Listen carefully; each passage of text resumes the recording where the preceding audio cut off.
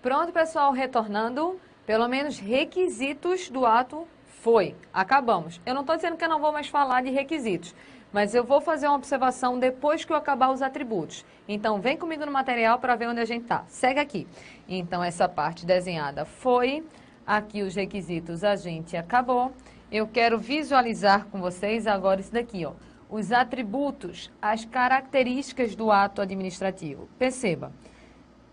Enquanto os requisitos vêm a ser aquilo que o ato precisa ter para ser considerado válido, os atributos estão mais relacionados às prerrogativas que esse ato vai possuir para que venha a ser atingido o bem-estar coletivo. Eu tenho 4 atributos: presunção de legitimidade, imperatividade, autoexecutoriedade e tipicidade. Tenho esses 4. Eu vou fazer diferente do que eu fiz nos requisitos, porque no requisito eu desenhei e depois expliquei de um por um. Aqui não. Eu já vou começar explicando de um por um para depois fechar com o desenho. Tranquilo? Então, vamos desenhar essa parte daqui comigo. Então, vamos começar com o primeiro atributo, que é chamado de presunção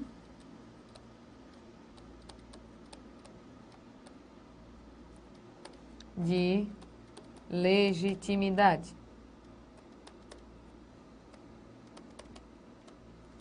Presunção de legitimidade. Vou montar um esquema e depois do esquema é que eu explico, tá, pessoal? Não fique nervoso, não. O que é essa presunção de legitimidade?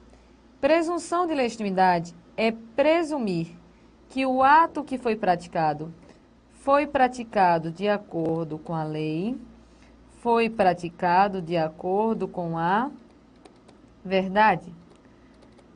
Quando eu digo que o ato foi praticado de acordo com a lei, vai nascer aqui a tal da presunção de legalidade. Quando eu digo que o ato foi feito de acordo com a verdade, aqui vai nascer a tal da presunção de veracidade. Então, presunção de legalidade é presumir que o ato foi feito de acordo com a lei. Presunção de veracidade é presumir que aquela história que está sendo contada é uma história verdadeira. Aí, quando eu presumo a legalidade, quando eu presumo a validade, em outras palavras, o que eu estou dizendo é que eu estou presumindo que aquele ato que foi praticado é um ato considerado válido. Então, presunção de legitimidade é presunção da validade de um ato administrativo. Vamos imaginar a seguinte situação. Chega a multa na sua casa. Cadê meu papel? Pronto. Chega uma multa na sua casa. Quando você abre a sua multa, está dizendo que no dia 20 de setembro, de tarde, no horário das 15 horas, você estacionou seu carro na rua tal, sei lá, Rua do Meio, que é, não é isso, um local proibido. Essa multa se presume feita de forma contrária à lei ou de acordo com a lei? De acordo com a lei. E essa história que a multa está contando, se presume uma história mentirosa ou verdadeira? Verdadeira. É daí que nasce a presunção de legitimidade. Presunção de legitimidade é presumir que esse ato de multar que foi praticado é um ato válido. E por que eu presumo a validade? Que eu presumo que ele foi feito de acordo com a lei e que essa história que está sendo contada é uma história verdadeira. É isso que vem a ser a presunção de legitimidade. Perceba que presunção de legitimidade é um gênero. Dentro do gênero presunção de legitimidade, eu tenho as espécies presunção de legalidade, que é presumir que o ato foi feito de acordo com a lei, e presunção de veracidade, que é presumir que aquela história que está sendo contada é uma história verdadeira. Só que eu te pergunto o seguinte, essa presunção de legitimidade é uma presunção absoluta ou uma presunção relativa? Olha como fica fácil. Quando chega multa na sua casa, você não pode contestar essa multa ou pode? Claro que você pode, nem sempre é fácil você conseguir, né? Mas poder contestar, você pode. Eu me lembro que uma vez chegou uma multa na minha casa dizendo que eu tinha estacionado o meu carro em determinada rua. Eu nem sabia onde era a rua.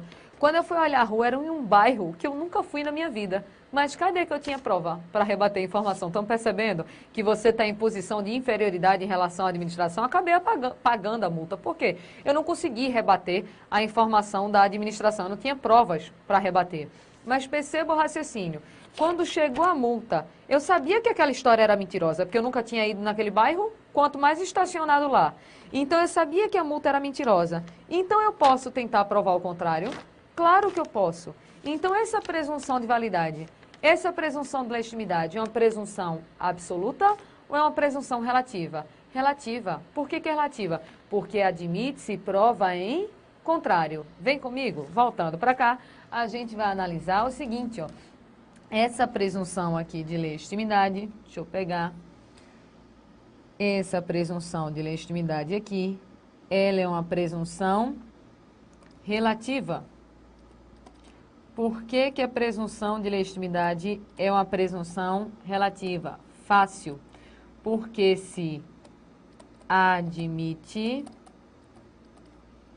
prova em contrário.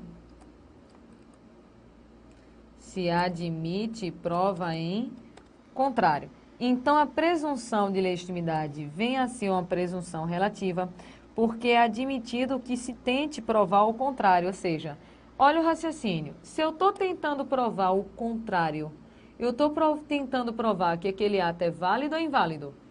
Inválido. Se eu estou tentando provar o contrário, é porque eu estou tentando provar que aquele ato que foi praticado pela administração, na verdade, ele é inválido. E quem vai fazer a prova de alguma coisa? É a administração ou particular? Particular. Perceba no raciocínio que eu quero chegar com vocês. Veja só. Assim que a administração pública ela produz um ato, ela já pode colocar esse ato em prática. Por quê? Porque desde o início, esse ato ele se presume válido. E existe uma presunção de validade desse ato. Só que o particular interessado, ele tenta provar o contrário, ou seja, tenta provar que, na verdade, aquele ato foi inválido. Deixa eu pegar a multa de novo. Nesse caso, quando a administração me multou, ela não precisou enviar essa multa para ninguém, ela já enviou para minha casa. Já veio a multa direto para minha casa. Só que essa multa daqui, produzida pela administração, ela já se presume válida. Agora eu, particular, se acho que isso daqui é uma mentira, vou tentar provar que, na verdade, essa multa ela é inválida. Então, estão percebendo que quem prova não é a administração, quem prova é o particular. E o que se prova não é a validade, porque a validade já é presumida. O que eu tento provar é exatamente o contrário. Estão percebendo que a ordem das coisas está meio que invertida? Porque a lógica é, se eu digo que você está me devendo 10 mil reais e entro com um processo contra você, porque você está me devendo 10 mil reais, a primeira coisa que o juiz vai me pedir é para provar que você realmente está me devendo. Então, a regra é, quem fala alguma coisa, prova o que está falando. Então, a regra é que o ônus da prova, que é a obrigação de provar, cabe a quem alega. Numa linguagem mais simples é, quem fala alguma coisa, de regra, tem que provar o que está falando. Só que quando é a administração que produz o ato, a administração precisa provar alguma coisa? Não, porque o ato ele já se presume válido desde o início. Então, quem vai provar não é a administração, é o particular. E o que se prova não é a validade, é exatamente o contrário, é a invalidade. Então, está tudo invertido. É por isso que cai a seguinte frase na sua prova. Ó, vem comigo no esquema. Então, pode cair na sua prova dizendo que nesse caso daqui, deixa eu botar de outra cor. Vocês já perceberam, né, que eu adoro cores. Que nesse caso daqui vai existir a tal de uma, deixa eu ver de que cor eu boto, essa. Vai existir uma inversão do ônus da prova. Inversão do ônus da prova. O que é ônus, pessoal? É obrigação. Então, quando cai na sua prova dizendo que a presunção de legitimidade faz uma inversão no ônus da prova, o que ele está querendo dizer é que a obrigação de provar foi invertida. Porque quem prova não é a administração, é o particular. E o que se prova não é a validade, é exatamente o contrário, é a invalidade daquele ato. Então, está tudo ao contrário. É por isso que aparece dizendo na sua prova que existe uma inversão no ônus da prova. Até aí, tranquilo e fácil? Então, perceba, se cai na sua prova dizendo que a presunção de legitimidade dos atos administrativos é uma presunção relativa, certo ou errado? Certo, beleza, é isso que está no nosso desenho aqui. Mas se cai na sua prova dizendo assim, ó, a presunção de legitimidade dos atos administrativos é uma presunção juris tantum, certo ou errado? Aí, professora, juris de quem? Juris, como? Em latim. Aí diz, professora, eu vou fazer prova para nível médio, mas caiu numa prova em nível médio essa frase em latim. É uma questão passando de fácil para difícil simplesmente por causa de um termo. Volta comigo no material. Voltando, perceba. Na sua prova pode aparecer dizendo que a presunção de legitimidade é relativa, mas se eles quiserem inventar moda, eles vão dizer que essa presunção de legitimidade é uma presunção juris tantum. Aí tu diz, professora, pelo amor de Cristo, o que é juris tantum? É o latim de relativa. Então é a mesma coisa, porque o povo gosta de complicar a sua vida. Dizer que a presunção de legitimidade é relativa, tá certo. Dizer que a presunção de legitimidade é juris tantum, também tá certo, porque ele está simplesmente dizendo que essa presunção é uma presunção relativa. Tranquilo até esse ponto? Então a gente já sabe que com a presunção de legitimidade, eu presumo que aquele ato que está sendo praticado é válido. Só que a gente também já sabe que essa presunção de validade vem a ser uma presunção relativa. Só que eu ainda quero falar algumas coisas com vocês. Por exemplo, você acha que essa presunção de legitimidade existe em alguns atos ou existe em todos? Para poder facilitar a sua vida, eu vou te fazer uma pergunta. Vou até olhar para você. Eu vou te fazer uma pergunta.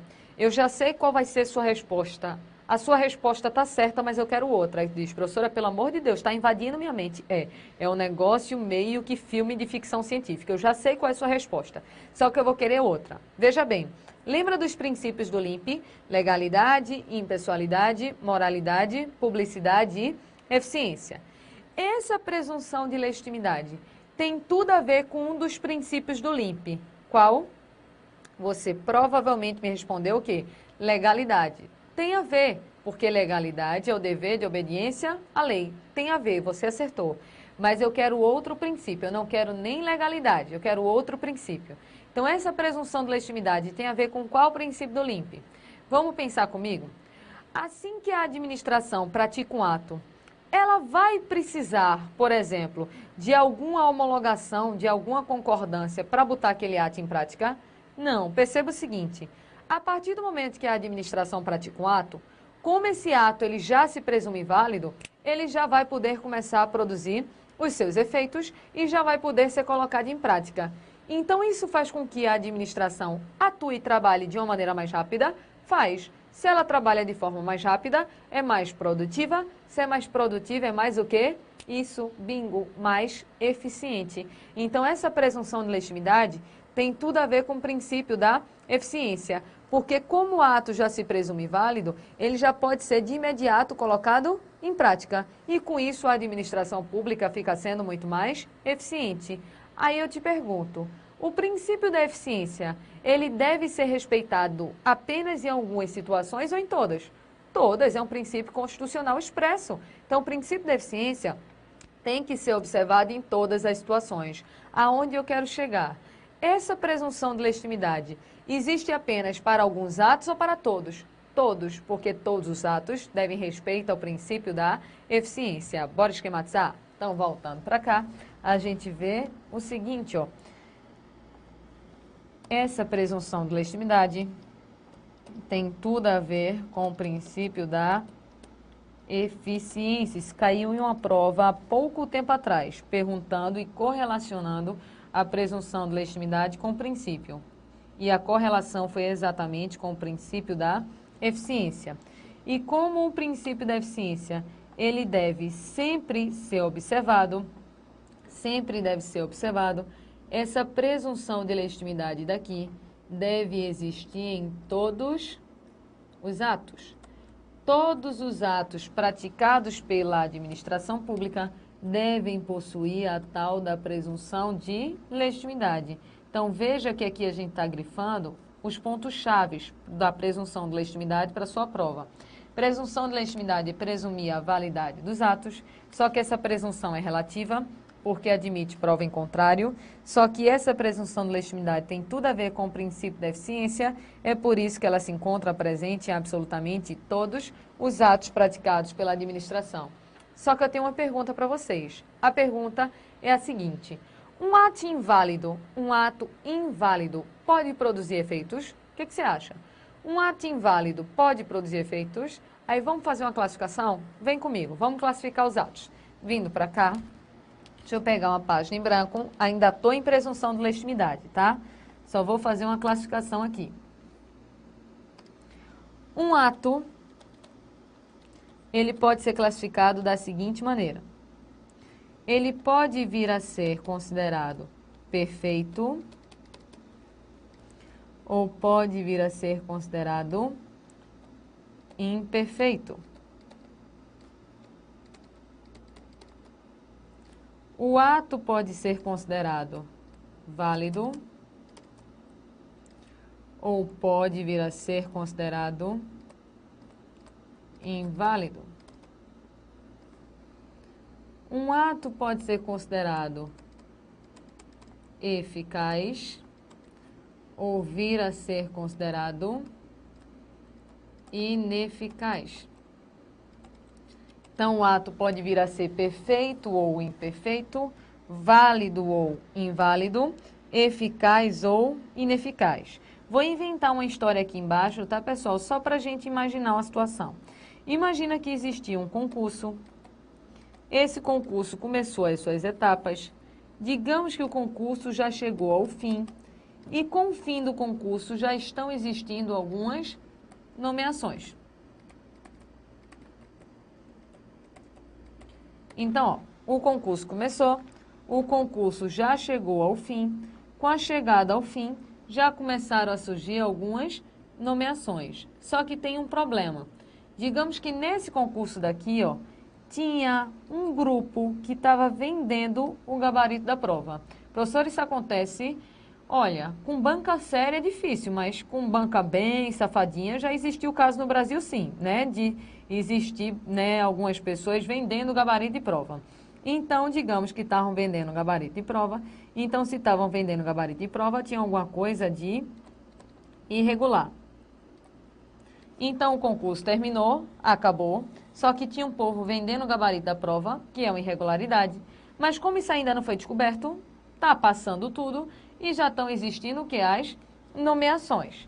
Percebam o seguinte, nesse exemplo daqui, esse concurso, ele é perfeito ou imperfeito? O que você acha? Nesse exemplo daqui que a gente está vendo, o concurso vai ser perfeito ou imperfeito? Muita gente me disse assim, imperfeito, professora, porque o povo estava comprando gabarito no meio da prova. Esse concurso é perfeito, sabe por quê? Perfeição para direito administrativo não tem nada a ver com perfeição para a gente na nossa linguagem do dia a dia. Porque algo perfeito para a gente é algo lindo, é algo sem erros, é algo maravilhoso. Isso é algo perfeito. Só que perfeito para direito administrativo é completamente diferente. Perfeito é algo que completou o seu ciclo de formação. Como assim completou o seu ciclo de formação? É algo que fez tudo o que tinha que fazer. Em palavras mais simples, é algo que começou e que terminou. Então, esse ato vai ser perfeito. Se um ato começa e termina, ele completou o seu ciclo de formação, então ele é perfeito. Perceba o seguinte, pode me deixar até na tela. Nesse caso daqui, o concurso teve início e teve fim. Se ele começou e terminou, perceba que esse ato aqui, ele vai ser o quê? Perfeito, porque perfeição é saber se existiu, não é isso, o ciclo de formação de maneira completa. Só que perceba que nesse concurso daqui estavam vendendo o gabarito da prova. Então teve uma irregularidade. Em virtude dessa irregularidade, esse concurso, apesar de perfeito, vai ser válido ou inválido? Agora sim, válido. Estão percebendo a diferença? Então, em virtude da irregularidade, esse concurso vai ser considerado inválido. Então, ele foi perfeito porque completou o seu ciclo de formação, mas foi inválido porque ele teve uma irregularidade. Só que antes de começar esse desenho, eu te perguntei o seguinte, ó. Um ato inválido pode produzir efeitos? Olha o desenho. Já estão existindo o que no concurso? Nomeações. Se já está existindo nomeação, está produzindo efeitos, sim ou não? Tá. Se está produzindo efeitos, esse ato vai ser considerado o quê? Eficaz. Aí perceba o raciocínio que eu quero fazer. Um ato inválido pode produzir efeitos, ou seja, pode esse ato inválido se tornar eficaz? Claro que pode, por causa de um princípio chamado de, por causa de um atributo chamado de presunção de legitimidade. Bora anotar? Então, anotando aqui, tu vai ver o seguinte, ó. Esse ato inválido pode vir a produzir efeitos por causa do atributo de quê? Da presunção de legitimidade.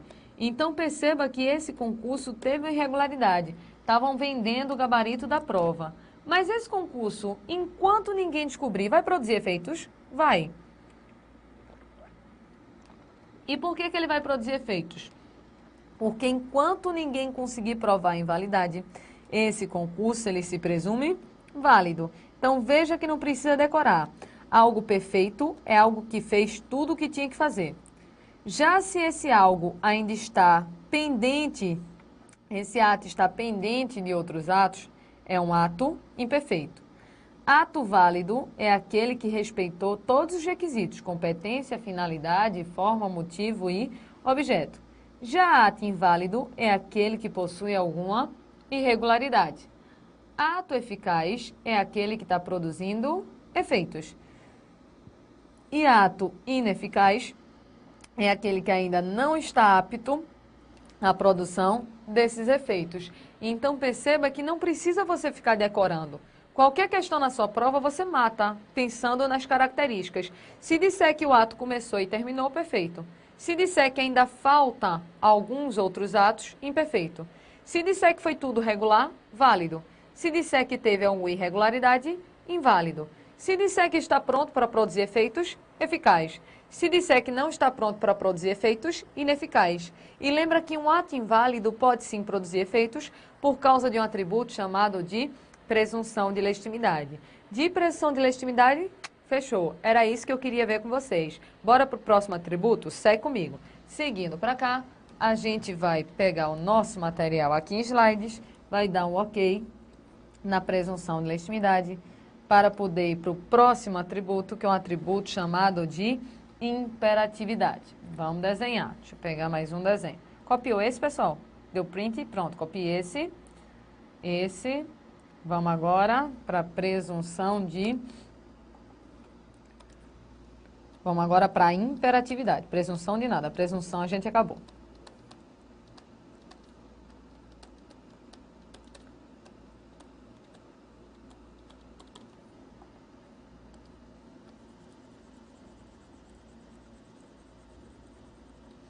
Perceba o seguinte, ó.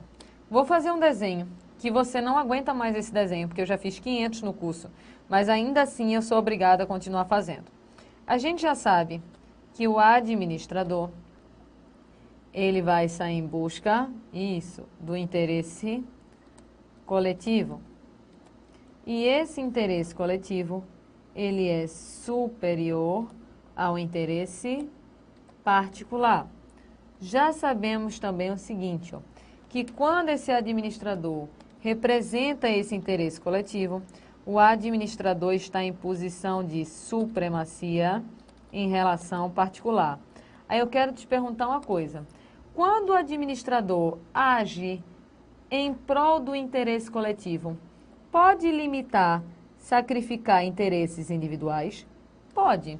Pode existir limitação de interesses individuais em prol de interesse coletivo. Sabe onde é que a gente estudou isso? Poder de polícia. Quando a gente estava estudando poder de polícia, viu que eu posso limitar o interesse individual em prol de um interesse coletivo. E a minha pergunta é, quando eu for limitar esse interesse individual, eu preciso dar concordância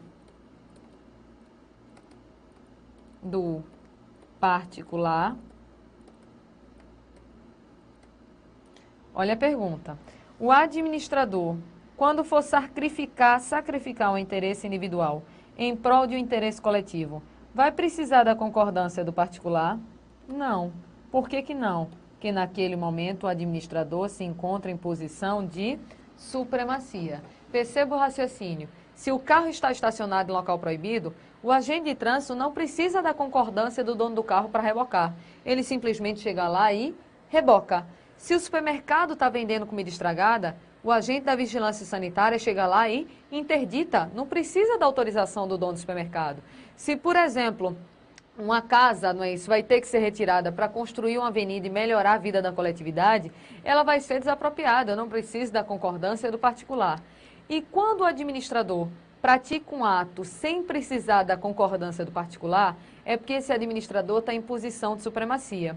E quando esse ato é praticado em posição de supremacia, chama-se esse ato de império. É daí que vem o nome de quê? De imperatividade. E o que é a imperatividade? É o administrador poder praticar o ato independentemente da concordância do particular. O administrador simplesmente impõe o ato. Ele não pergunta se o particular concorda ou não. Vamos anotar? Vem comigo. Então, vindo para cá, quando o administrador ele age em posição de supremacia, o que esse administrador está fazendo é o tal do ato de império. Então, quando falar na sua prova em ato de império, é porque o administrador praticou um ato em posição de supremacia em relação ao particular. E quando o administrador pratica esse ato de império, perceba que para praticar o ato, ele não precisa da concordância do particular em virtude da posição de supremacia. É isso que é imperatividade, o administrador impor uma obrigação ao particular independentemente da sua concordância. Só que cuidado com uma coisa, perceba o seguinte, a gente viu, deixa eu até mudar aqui e já volto, a gente viu que a presunção de legitimidade está presente em todos os atos praticados pela administração. Todos os atos têm presunção de legitimidade. Minha pergunta é, todos os atos praticados pela administração vão ter imperatividade? Perceba, o raciocínio é que a imperatividade existe quando o administrador está em posição de supremacia em relação ao particular. Só que, às vezes, esse administrador ele não está em posição de supremacia em relação ao particular.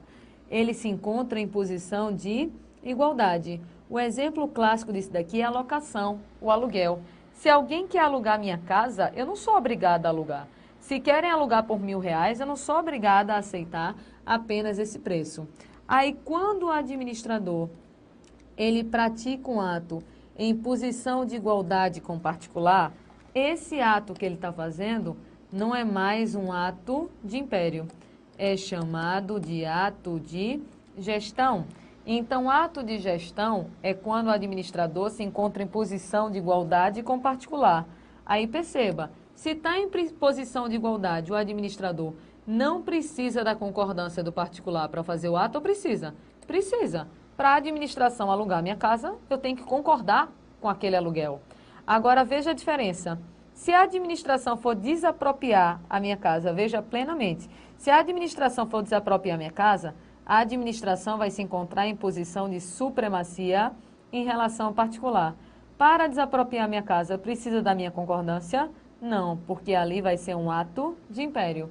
É diferente de um aluguel. O aluguel vai ser um ato de gestão. Aí, em outras palavras, eu quero te perguntar, a imperatividade existe em todos os atos?